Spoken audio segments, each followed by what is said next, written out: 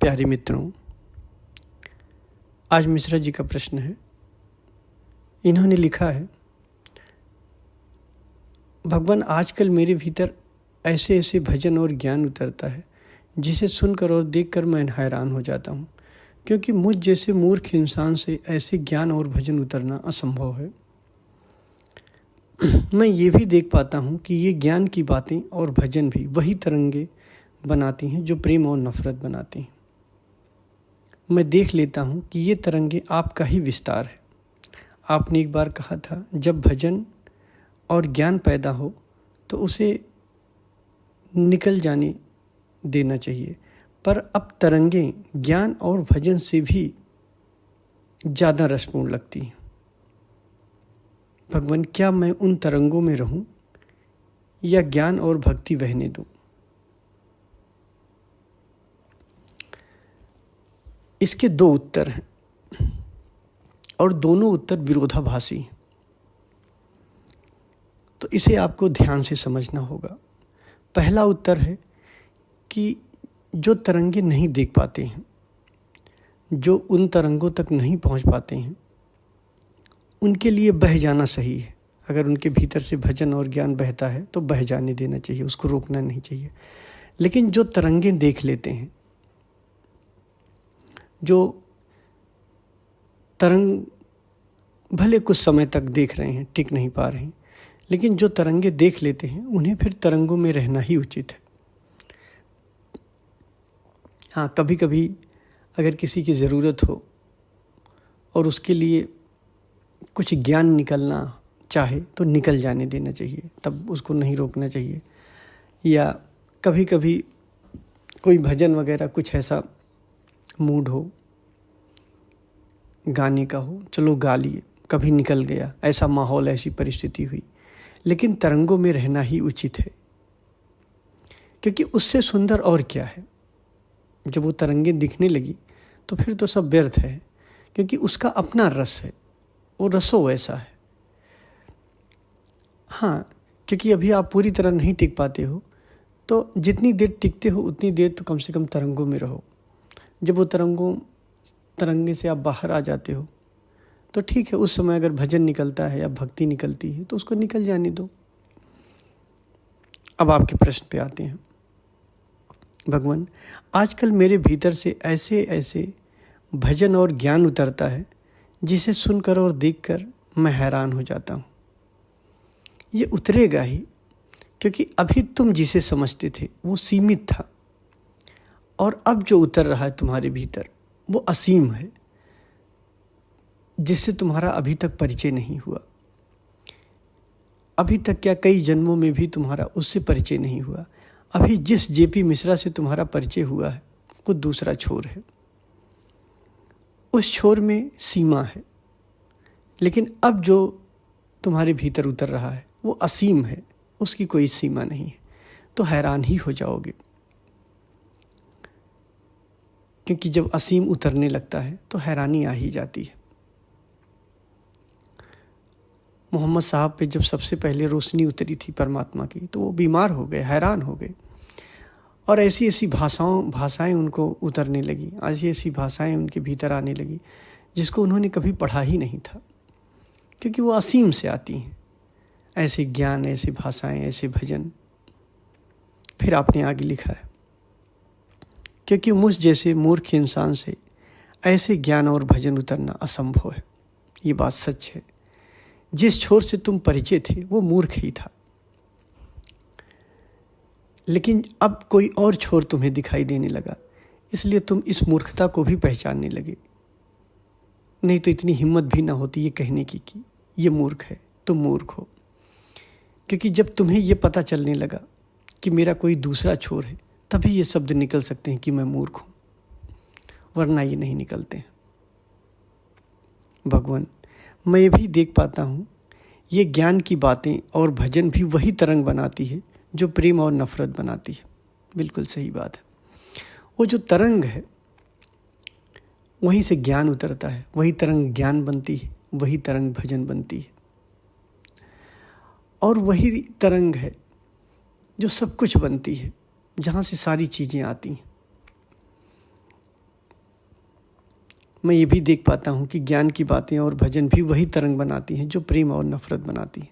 वहीं से प्रेम बनता है, वहीं से भजन, वहीं से ज्ञान, वहीं से सारी तरंगे उतरती हैं। प्रभु भगवान, मैं देख लेता हूँ कि ये तरंगे आपका ही विस्तार है। ये मेरी ही विस्तार नहीं है, ये तुम्हारी भी विस्तार है। दरअसल उस तरंग में न गुरु गुरु है, न शिष्य शिष्य है। वही तरंग गुरु बनाती हैं, वही तरंगे शिष्य बनाती हैं। वहाँ मैं गुरु बन के तुम्हें उपदेश देता हूँ और वही तरंगे शिष्य बन के मेरे उपदेश को सुनती हैं। तो वहाँ न कोई गुरु है, न कोई शिष्य है, न वहाँ तुम हो, न मैं हूँ। वहाँ हम एक हो जाते हैं। वो अद्वैत की उपलब्धि वहीं होती है। सुंदर है ये तरंगे और ये अनुभव भी सुंदर है, जहाँ शिष्य और गुरु एक हो जाता है, जहाँ शिष्य शिष्य नहीं रहता, गुरु गुरु नहीं रहता। वही तरंगे हैं जो शिष्य बनाती हैं, वही तरंगे गुरु बनाती हैं, वही तरंगे भक्ति, वही तरंगे ज्ञान, सारा खजाना सब कुछ वही तरंगे में होता है। और जब आप उस तरंग में स्थिर होने लगते हो, टिकने लगते हो उन तरंगों में, तो वो रसो वैसा है, वह रस रूप है। और उस रस के आगे सारे रस फीके पड़ जाते हैं, सारे रस छोटे पड़ जाते हैं। फिर आपने लिखा है, आपने एक बार कहा था कि जब भजन और ज्ञान पैदा हो तो उसे निकल जाने देना चाहिए, पर अब तरंगे ज्ञान और भजन से भी रसपूर्ण लगती हैं, लगेंगी ही। वो रसो वैसा है, वो तरंगे रस रूप हैं, तो रस जैसी लगेंगी ही, बहुत सुंदर लगेंगे। और अभी तो सूक्ष्म अवस्था में मिलती हैं, थोड़े समय के मिलती हैं, अभी आप टिक नहीं पाते हो वहाँ। जब परमानेंट टिक जाओगे तब आप देखोगे कि वो ऐसी तरंगे हैं, ऐसा सागर है, ऐसी गंगा है, जिस निर्मल गंगा बहती ही रहती है और तुम प्यासे हो, पीते ही चले जाते हो, तुम्हारी प्यास भी नहीं बुझती है और वो जल बंद भी नहीं होता है। ऐसे अनंत आनंद की अनुभूति वहाँ होती रहती है। तो फिर आपने यहाँ पे आगे लिखा है, आपने एक बार कहा था कि जब भजन और ज्ञान पैदा हो तो उसे निकल जाने देना चाहिए। ये उनके लिए है जो अभी उस तरंग को नहीं देख पाए हैं, या फिर जो उस तरंग को थोड़े समय के लिए देखते हैं। जैसे अभी भी आप भी कोशिश करिए उस तरंग में रहने के लिए, लेकिन जब उस तरंग से बाहर फेंक दिए जाओ आप, तो ज्ञान और भजन निकलता है तो उसको निकल जाने देना, उसको रोकना नहीं। दो कंडीशन में ज्ञान और भजन को निकल देने जाना चाहिए। कोई ज़रूरतमंद आ जाए, किसी के सामने वो निकलना चाहे, किसी की ज़रूरत हो तुम्हारा ज्ञान, तो निकल जाने देना चाहिए। और या फिर तुम उस तरंग के बाहर आ गए।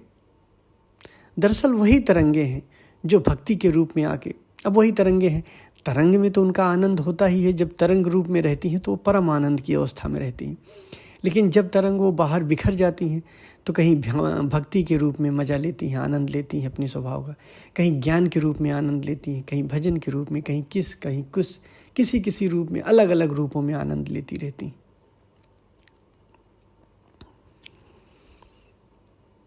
तो आपने एक बार कहा था कि जब भजन और ज्ञान पैदा हो तो उसे निकल जाने देना चाहिए, पर अब तरंगे ज्ञान और भजन से भी अधिक रसपूर्ण लगती हैं। ठीक है, उसी रस में उतरो, उसी रस में डूबो। फिर आपने लिखा है, भगवान क्या मैं उन तरंगों में रहूं या ज्ञान और भक्ति को बहने दूं?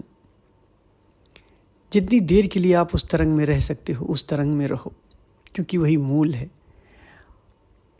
और उसमें पूरी तरह सदा के लिए टिक जाना ही आपका लक्ष्य है। जब आप उस तरंग में नहीं होते हो तो ज्ञान और भक्ति निकलती है तो निकल जाने दो, या फिर कोई ज़रूरतमंद हो जिसे ज्ञान की आवश्यकता हो तो ज्ञान को निकल देने जाना चाहिए। कभी भक्ति का मन है तो निकल जाने देना चाहिए, लेकिन अनावश्यक 24 घंटा निकलना नहीं कि आप निकालते ही रहो। दरअसल मन का एक स्वभाव होता है। मन कोई चीज़ पकड़ लेता है या उसके कोई चीज़ उसके भीतर अगर चली गई तो वो बार बार उसी चीज़ की, जैसे आपने देखा है जानवर होते हैं, एनिमल, वो जुगाली करते हैं। जुगाली करना क्या होता है कि जैसे कोई भी चारा है वो पेट में एक बार उसको ले जाते हैं, भर लेते हैं, उसके बाद निकाल के मुंह में उसको पचाते हैं, निकाल के मुंह में उसको चबाते रहते हैं। बस यही हमारे मन का हाल है। मन क्या करता है, मन को कोई बात समझ में आ गई, कोई चीज़ सुन लिया तो मन किसी चीज़ को अपने मन में ले लेता है, मन विचार के रूप में ले लेता है। फिर एक बार आपने किसी विचार को आपने अनुभव कर लिया, किसी बुद्धि की किसी स्थिति पर आप पहुंच गए, फिर आप देखते हो कि बार बार वही विचार जुगाली आप करते रहते हो। कोई एक विचार ले लियो, दिन भर वही विचार निकाल रहे हो। कोई ज्ञान की चीज़ आपको अच्छी लग गई, दिन भर वही ज्ञान आपके मन में चल रहा है। एकदम जानवरों की तरह हो जाता है। कैसे? जैसे जानवर ने पेट में लिया उसको, फिर निकाल के उसको जुगाली कर रहे, ऐसे मन भी कर रहा। कोई एक बात अगर आपको जम गई या कोई एक बात खराब लग गई या कुछ भी लग गई तो दिन भर मन उसी चीज़ को जुगाली करता रहता है, उसको लाता है, फिर वही चीज़ एक बार ले लिया। जैसे आपको किसी ने गाली दिया, अब एक बार आपको गुस्सा आ गया, फिर दिन भर आप वही सोचते रहोगे, उसको याद कर करके मेरे साथ ऐसा किया था, मेरे साथ वैसा किया था। तो ये मन की आदत है। ऐसे ही अच्छी चीज़ों में भी करता है।